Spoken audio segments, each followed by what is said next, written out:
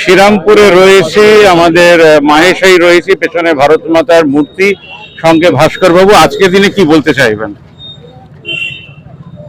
আজকে প্রজাতন্ত্র দিবস। আমাদের সংবিধানকে আজকে প্রথম গ্রহণ করা হয়েছিল, ভারতবর্ষের সংবিধান, পবিত্র সংবিধান, যাকে আমাদের মাননীয় প্রধানমন্ত্রী বিশেষ সম্মান দিয়ে এটাই আমাদের ধর্মগ্রন্থ হিসেবে স্বীকার করেছিলেন।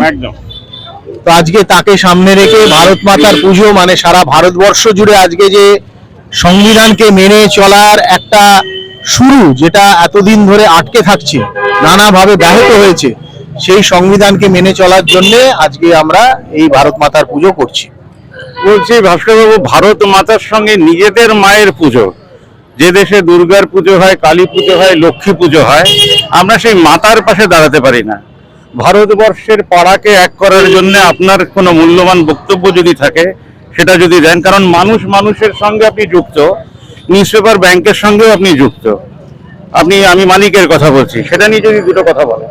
দেখুন, ব্যাপারটা হচ্ছে যে মানুষ তো সবসময় মানুষের সঙ্গে যুক্ত, কিন্তু তার বাইরেও হিন্দু বা সনাতন ধর্ম যেটা বলে সেটা হচ্ছে বসুধৈব কুটুম্বকম। আর তার সঙ্গে আরেকটা জিনিস আমাদের ধর্মে যেটা বলে যে শুধু মানুষ নয়, পশু পাখি জীব জন্তু গাছপালা প্রত্যেকের পুজো আমরা করি, কারণ তাদের সংরক্ষণ দরকার, তবেই প্রকৃতি থাকবে, আর প্রকৃতি থাকলে তবেই মানুষ থাকবে।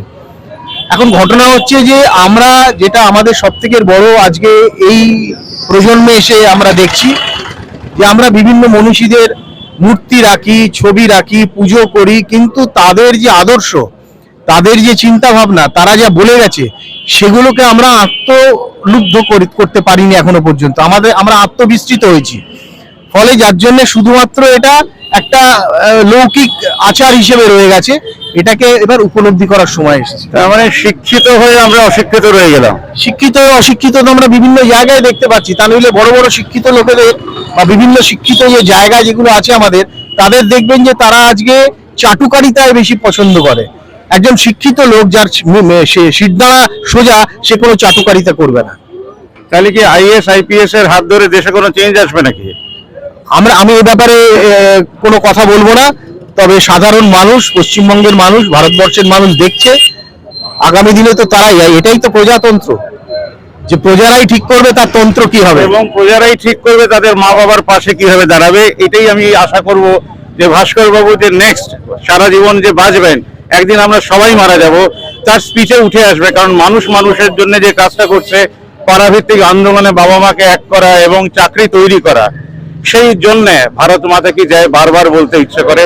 এই পুজো আরো হোক যদি পাড়াকে এক করে। ধন্যবাদ দাদা। ধন্যবাদ।